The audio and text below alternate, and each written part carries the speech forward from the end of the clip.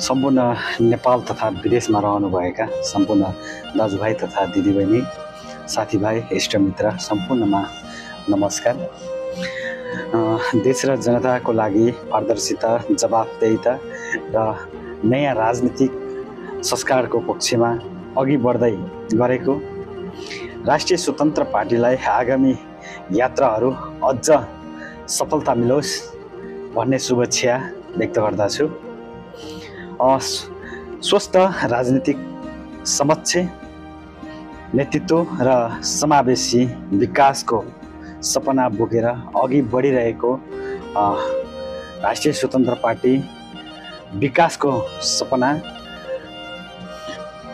र यो अभियान अझ बलियो र जिम्मेवारी साथसाथै जनतामुखी बनोस्, यही छ सम्पूर्ण नेपाली भक्तजनहरूमा मेरो शुभकामना।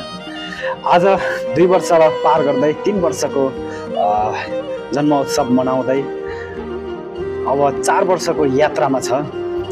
जुन 3 वर्षभित्रमा जुन एउटा पार्टी स्थापना भएको 3 वर्ष पुग्दाखेरिसम्म आज विपक्षी पार्टीहरूले जुन किसिमको राजनीतिक प्रतिशोध साँधेर आज राष्ट्रिय स्वतन्त्र पार्टीको सभापतिज्यूलाई चाहिँ जेलमा राखिएको छ। यो एकदमै भयानक राजनीतिक प्रतिशोध हो। यसलाई चाहिँ अब नेपाली जनताले बुझ्नुपर्छ र नेपाली जनताले अब यसको प्रतिकार गर्नुपर्छ। नेपाली जनताको हक र हितको लागि जुन किसिमले आज राष्ट्रिय स्वतन्त्र पार्टीले उठाएको मुद्दाहरू छ, सांसद भवनदेखि सडकसम्म आज जनताको लागि र जनताको जनस्तरको लागि चाहिँ आज राष्ट्रिय स्वतन्त्र पार्टीले उठाइरहेको यो मुद्दालाई आज 3 करोड नेपाली जनताले साथ दिनुपर्छ र यसमा हामी सबै एकजुट हुन आवश्यकता छ।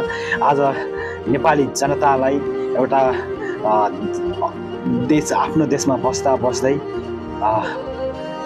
अरूको देशमा बेचेर जुन किसिमले पैसा असुल गरिरहेको छ, यस्तो यो प्रथालाई चाहिँ अन्त्य गर्नको लागि नेपाली जनताले अब राष्ट्रिय स्वतन्त्र पार्टीलाई साथ दिएर आगामी दिनहरूमा अझ सशक्त र बलियो बनाएर चाहिँ आज जुन किसिमले राष्ट्रिय स्वतन्त्र पार्टी अगाडि बढिरहेको छ त्यसलाई अझ मजबुत बनाउनको लागि नेपाली जनताको साथ चाहिन्छ।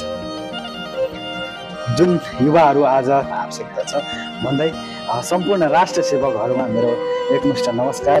जय नेपाल, जय देश, जय गणतन्त्र।